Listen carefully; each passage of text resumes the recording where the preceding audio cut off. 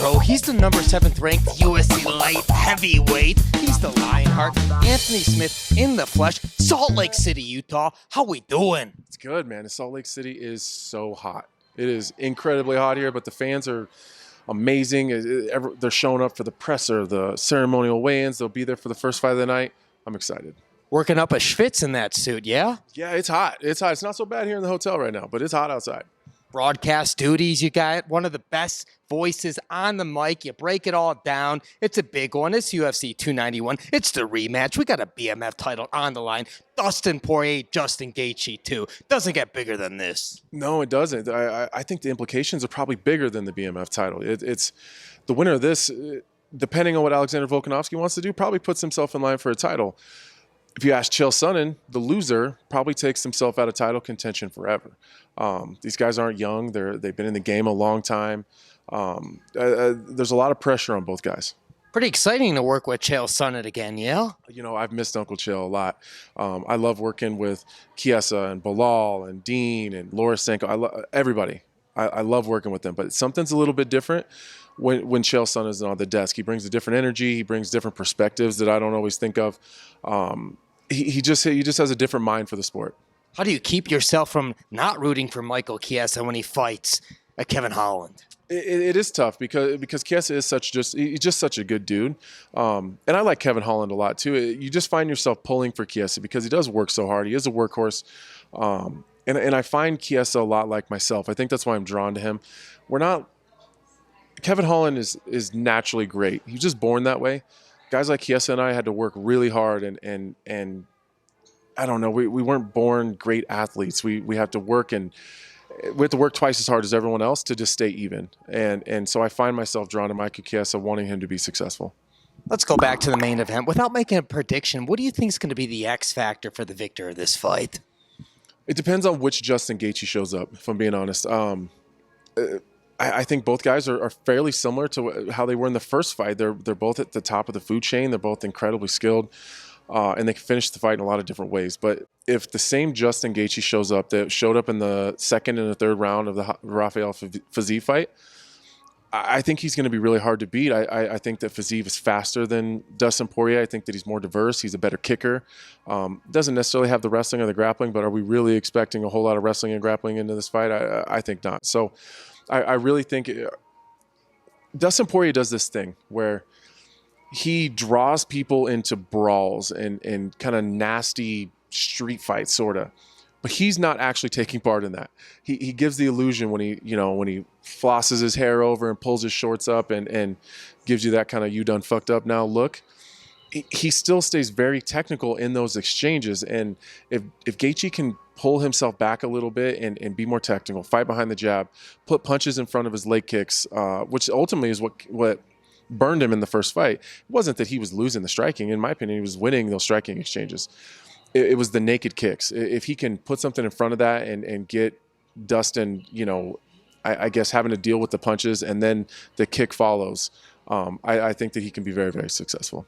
Let's go to the co-main event, the light heavyweight division. Do you see the winner as the clear contender fighting for the vacant belt between Jan Blachowicz and Alex Pereira? Yeah, I think the winner of this definitely moves into the title fight.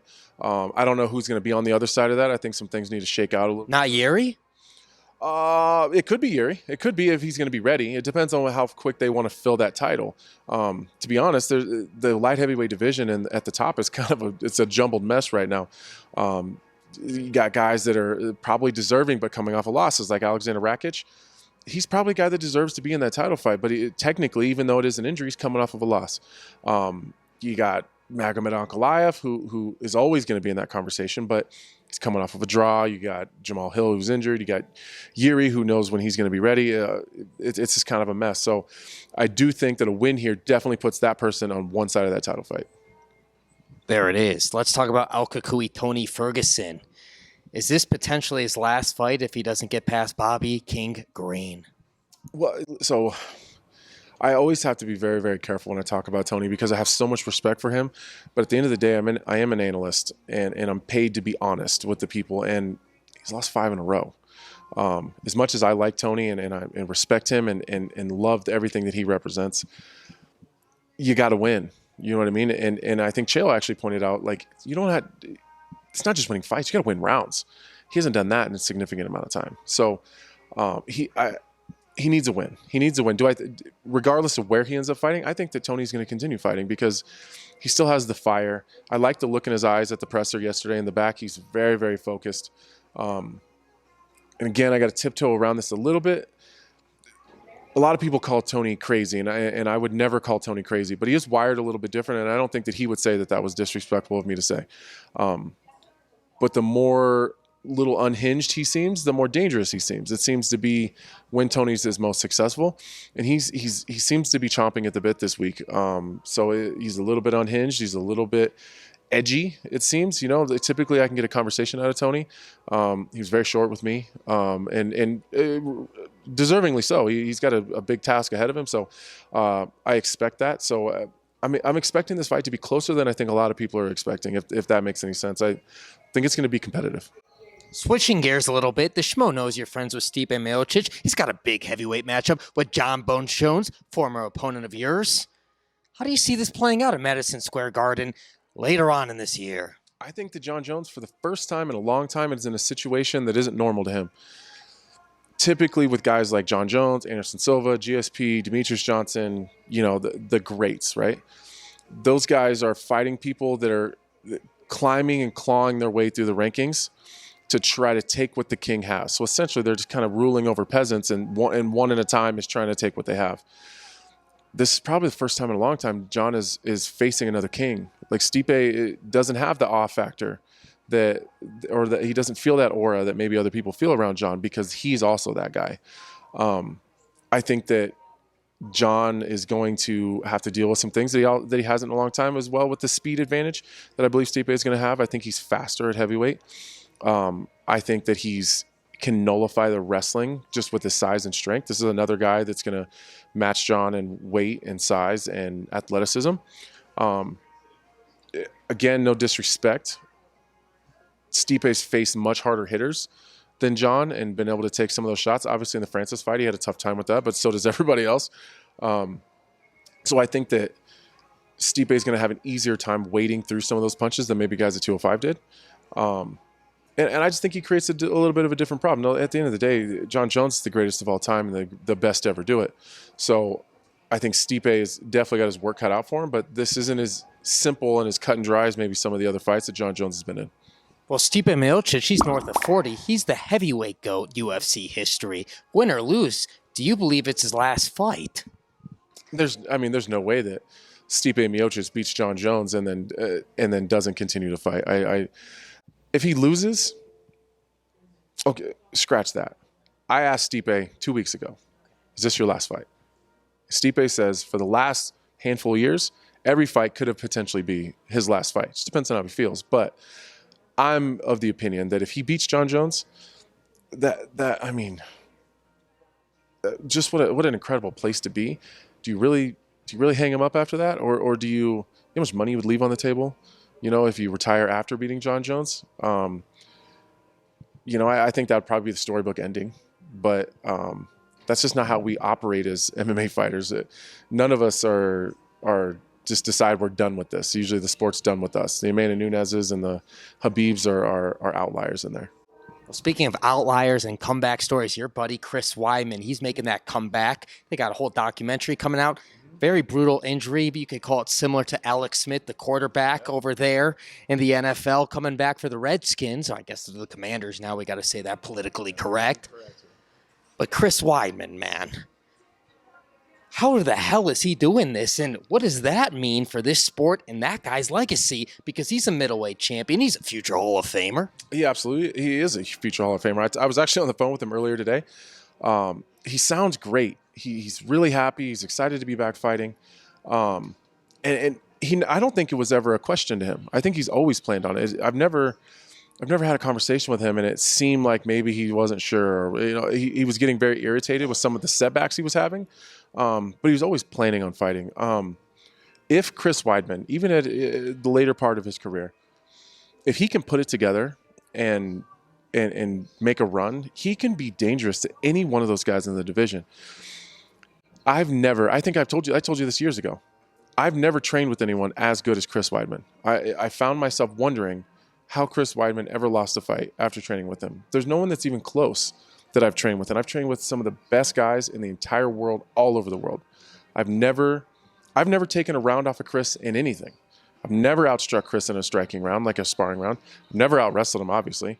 And jiu-jitsu-wise, I've never tapped him. I've never submitted him. I've never swept him.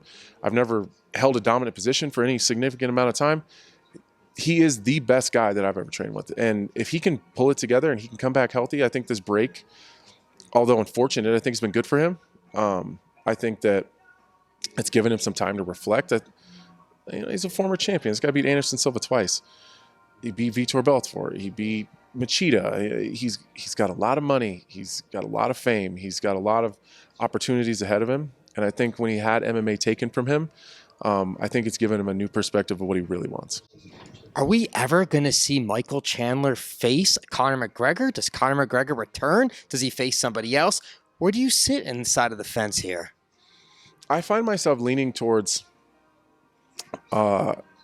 Conor's happiness in life.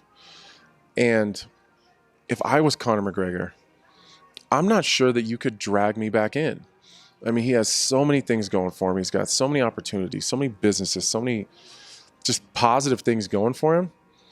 A fight with Michael Chandler would seem like that's the last thing on the fucking list you want to do. You know what I mean? There's a lot of work there. He's got to put a lot of things on the back burner. And it just seems like he's having a tough time navigating, finding his way back in. I don't think that it's for lack of want, though. I think he wants to. I guess I didn't answer your question. I don't know. 2 months ago, I was for sure we're going to see Conor McGregor, Michael Chandler. Now I'm not so sure. I think he would have been in the pool already. I really do. Well, here's a question you certainly should answer. You got a big fight coming up August 26th, a rematch against Ryan Spann.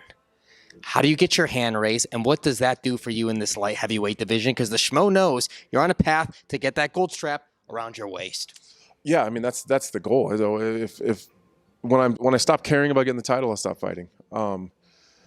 Listen, Ryan Spann, I have to look at this as a whole new fight because he's much better than our last fight showed. I think stylistically, it just really favors me. So I think all of our matchups are going to go the same. Am I going to make Ryan Spann look the way that I did in the last fight? Unlikely. He has an incredible coach. I have so much respect for Safe. Honestly, I'm kind of sick of fighting his guys because I'd like to cross-train with him a little bit. I think he has a lot to offer, and I'd like to learn from Safe. So hopefully after this, we get this Ryan Spann thing done, we can lay this to bed, and then I can learn something from that guy. So with that said, he's going to make the adjustments. He's going to come in a little more relaxed and calm. Maybe not relaxed, but he's going to be a little bit more calculated. I think they found out the hard way that the more you attack, the more fire and chaos you create, the more successful I'm going to be. So they're going to slow it down. I would imagine he's going to attack the leg kick like everybody else. And it's my job to adjust to that and continue to do what I've been doing the last handful of months and addressing that problem. And I just seem to go out there and be myself and not worry about Ryan Spann. He has an incredible skill set. He's athletically, he's fucking amazing. I mean, he's big, he's fast. If I had 20% of the natural gifts that Ryan Spann had, I would have been a world champion a long time ago. That's how much I respect his game. So I just need to use my brain and slow the game down and just fight my fight. And I think that's enough. He can balance being an analyst and a fighter at the same time. Can we get a final message for all the Lionheart fans out there worldwide? I guess I know that it probably I probably make it tougher than it should be to be my fan at some points. I'm working on my consistency and trying to be the same guy that shows up every single time. So I appreciate everyone that's stuck with me. I'm really excited to be back being consistently in the octagon, not just being consistent while I'm in there, but making that walk more than once a year, like for the last 3 years. So I just appreciate everyone. I really do. It's a tough sport, man. And it's a motherfucker sometimes. So I know that, you start following someone and following their journey, and then, they have some ups and downs and it gets tough. So that said, I appreciate everybody. The man who sports a grenade on his right hand. He's the pro. I'm the Schmo. Salt Lake City, UFC 291. We're out.